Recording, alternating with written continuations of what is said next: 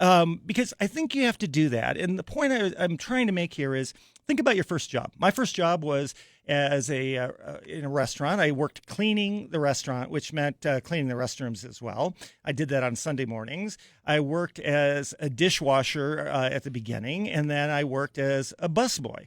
And I did that for several years, 2 years in high school. I made good money. Lange's Lounge, shout out to Mrs. Lange. She was always wonderful to the high school guys and her daughter as well. But the point was, when I got that first paycheck, there were two things that I was stunned. One was that a third of it was gone in taxes. But the second thing was I had worked long and hard for all of that money. And while everybody was telling me to save this and spend this and do this, I said that with every paycheck, when you work really, really hard, you ought to be able to have some reward to that. You ought to be able to go splurge. If you're a woman, you ought to be able to go splurge on a pair of shoes or go out and have a nice drink with your friends. Or if you're a guy, you ought to be able to go to a sports game or do something with your kid or buy yourself a little guy toy.